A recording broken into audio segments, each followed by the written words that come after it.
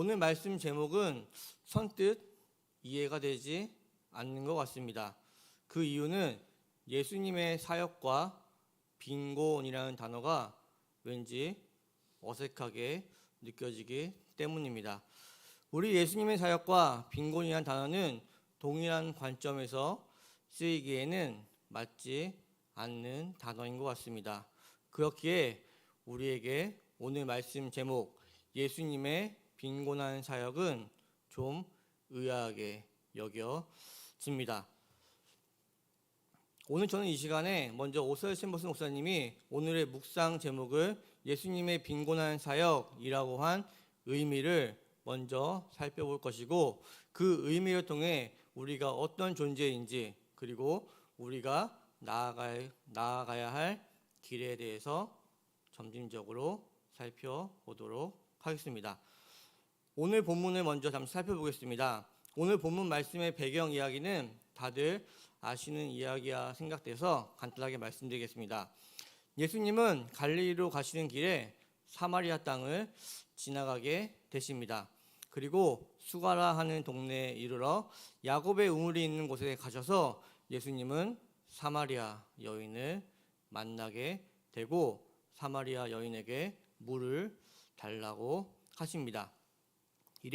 이에 사마리아 여인은 그 당시 보편적으로 여겨졌던 유대인과 사마리아인의 관계, 즉 유대인은 사마리아인을 상종하지 않는다라는 말을 예수님께 합니다.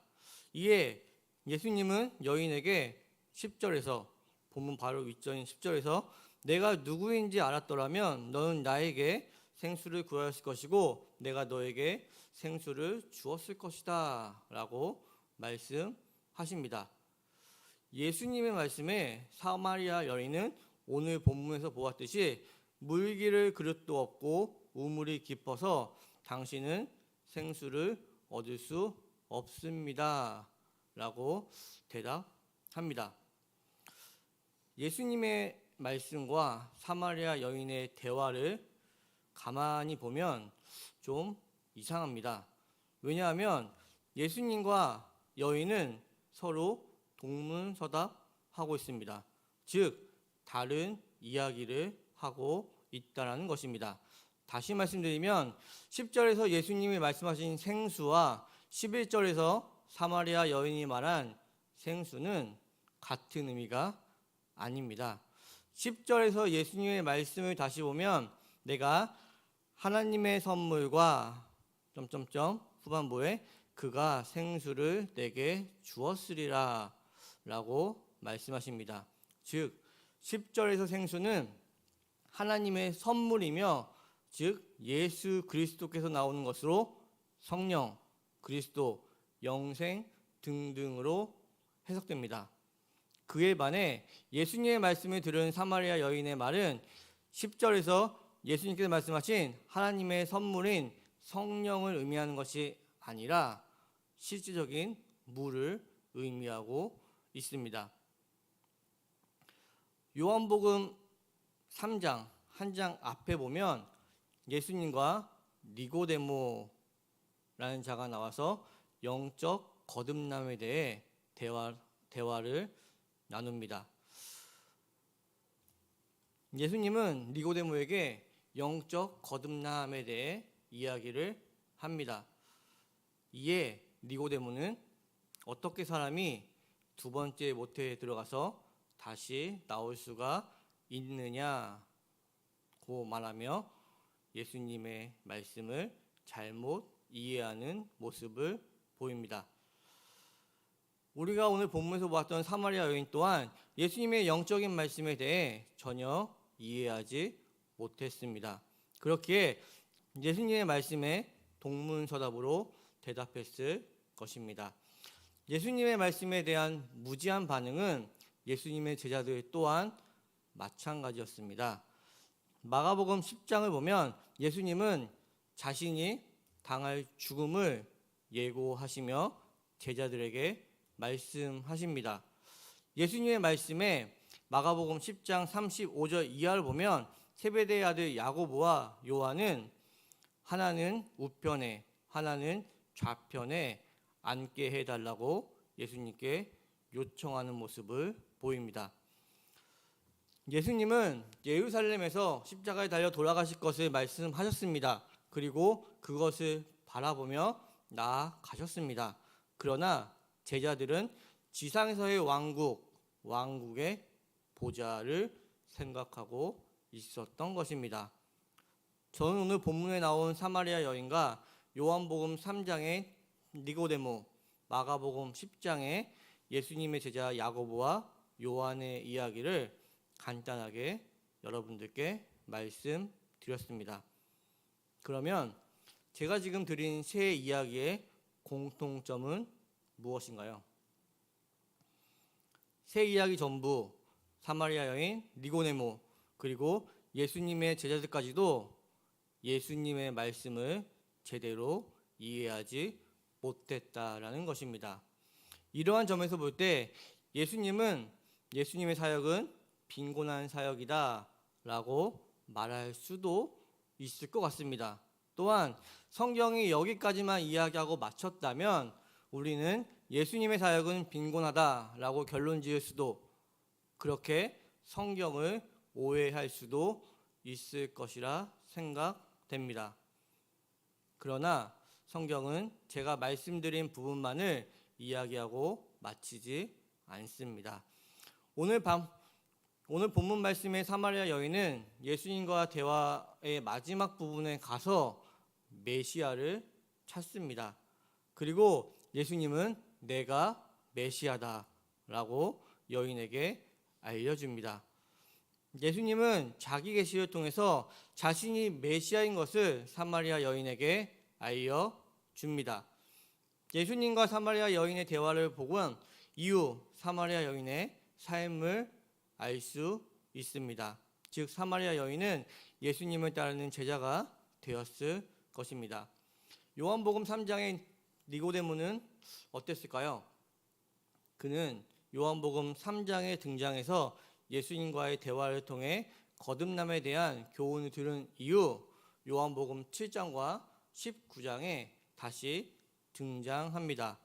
19장에서 니고데모는 모략과 침향을 가지고 예수님의 장례를 치릅니다.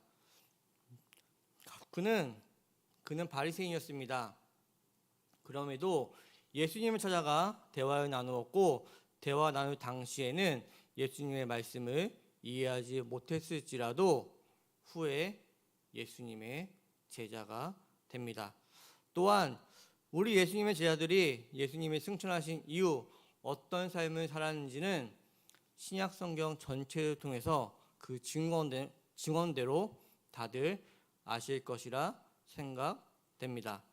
그러면 다시 묻고 싶습니다. 우리 예수님의 사역이 빈곤할 수 있겠습니까? 아닙니다. 그럴 수 없을 것입니다. 그럼 왜 챔버스 목사님은 오늘 묵상 제목을 예수님의 빈곤한 사역이라고 하였을까요? 그것은 예수님 사역의 빈곤함을 이야기하여 함이 아닙니다. 챔버스 목사님은 예수님의 말씀을 접하는 구원받은 하나님의 자녀로 살아가는 우리의 빈곤함을 이야기하고자 함입니다. 즉 챔버스 목사님은 예수님의 말씀을 온전히 받아들이지 못하는 우리의 빈곤함을 이야기하고자 함이었습니다. 무슨 말씀입니까? 여러분들은 말씀에 온전히 반응하고 계십니까? 성도들이 추구하는 가치, 논리 등등을 통해 예수님이 하시는 사역을 방해하고 있지는 않으신가요? 성도님들의 완고함과 고집스러움으로 예수님의 사역을 빈곤하게 하고 있지는 않으신가요? 성도님들의 경험에 근거한 어떤 판단으로 인해 전능하신 하나님의 능력을 제한하고 있지는 않으신가요? 과거 여러분들의 신앙 경험으로 인해 현재 성령님의 인도하심을 제한하거나 방해하고 있지는 않으신가요? 성도님들에게 경건의 모습, 즉 그리스도인의 특징이나 경험들이 있으시다면, 그렇다면 다시 묻겠습니다. 전능하신 하나님의 능력, 예수 그리스도의 사역, 성령님의 인도하심이 여러분들에게 온전히 임하고 계십니까? 아니면 여러분들은 하나님의 능력과 예수 그리스도의 사역, 성령님의 인도하심을 여러분들 스스로 제한하고 있으십니까? 이 시간을 통해 여러분들 자신을 살펴보고 점검해 보시기 바랍니다. 오늘 말씀을 통해 여러분들은 내가 얼마나 나약하고 부족한 존재인지, 얼마나 무능하고 무지한 존재인지 자기 자신을 제대로 볼 수 있는 눈이 생기기를 바랍니다. 이것은 너무나 중요합니다. 왜냐하면 이것이 우리가 예수님 앞으로 나아가는 첫 걸음이자, 이를 통해 우리는 하나님의 능력, 계획, 인도하심의 자리로 온전히 나아갈 수 있기 때문입니다. 우리 구원의 근원은 하나님의 뜻하심과 예수님의 사역, 그리고 성령님의 인도하심입니다. 너무나 당연한 말씀입니다. 우리가 예수님께 나아갈 수 있는 이유는 예수님, 예수 그리스도 자신이십니다. 예수님은 십자가에 달려 돌아가시며 다 이루었다라고 말씀하십니다. 이는 값을 다 치루었다라는 의미로 예수님께서는 우리의 모든 죄에 대한 값을 정당하게 치러 주셨습니다. 그렇기에 우리는 의롭다 칭함을 받을 수 있게 된 것이고, 하나님의 백성, 자녀가 된 것입니다. 세움누리교회 공동체에 모인 모든 여러분들은 구원받은 하나님의 자녀입니다. 저는 그렇게 믿습니다. 그렇다면 여러분들은 당연히 성령님의 인도하심을 받는 거룩한 자들일 것입니다. 그러나 절대 잊지 마십시오. 여러분들의 구원, 자녀이자 백성의 신분은 여러분들로부터 나온 것이 하나도 없습니다. 그렇기에 우리는 매일의 삶에서 하나님의 뜻을 구해야만 합니다. 예수님의 생수를 매일매일 공급받아야만 합니다. 성령님의 인도하심을 매일매일 받아야만 하는 것입니다. 이것을 기억하시는 오늘이 되시기 바랍니다. 좀 전에 저는 우리의 구원은 우리에게서 나온 것이 하나도 없다라고 말씀드렸습니다. 역설적이게도 그렇기에 우리는 자유로울 수 있습니다. 그렇기에 여러분들은 당당할 수 있습니다. 그렇기에 여러분들은 그리스도의 자긍심을 가지고 세상을 살아갈 수 있습니다. 우리의 구원은 우리에게서 나온 것이 아니기 때문입니다. 우리 자신을 바라봤을 때 우리의 삶은 부끄러움 투성입니다. 나약함, 부족함 투성일 것입니다. 그러나 우리가 어떤 존재인지를 안다면 우리는 자신의 부족함, 나약함에서 자유로울 수 있습니다. 당당할 수 있습니다. 자긍심을 가지고 세상을 살아갈 수 있습니다. 여러분들이 어떤 존재인지, 예수님의 핏값의 의미가 어떤 것인지 이 시간 되새겨보는 시간이 되었으면 좋겠습니다. 우리는 예수님을 바라봄으로 삶에서 자유함을 누리고 당당함과 자긍심이 넘치는 그런 그리스도인 세움누리교회 성도님들 되시길 주님의 이름으로 축복합니다. 함께 기도하시겠습니다. 하나님 아버지, 감사합니다. 이 예배를 허락하시어 말씀을 듣게 하시고 깨닫게 하시면 감사합니다. 또한 깨달은 말씀을 통해 성도님들의 삶에서의 변화를 인도하여 주실 줄 또한 믿습니다. 오늘 말씀을 통해 우리의 삶을 되돌아보게 하여 주시옵소서. 성도님들 각자가 가지고 있는 완고함과 고집스러움 등이 주님의 사역을 빈곤하게 하고 있지는 않은지 점검해보는 오늘이 되게 하여 주시옵소서. 또한 이 시간 우리 구원이 하나님의 뜻하심 아래 예수 그리스도를 통하여 성령 하나님의 인도하심에 온전히 이루어짐을 고백하는 시간 되게 하여 주시옵소서. 그렇게 성도님들은 그리스도인으로 자유함을 누리고 당당함, 그리고 성도님들의 자긍심을 가지고 자신의 각자의 삶을 살아갈 수 있는 힘 또한 주실 것을 믿습니다.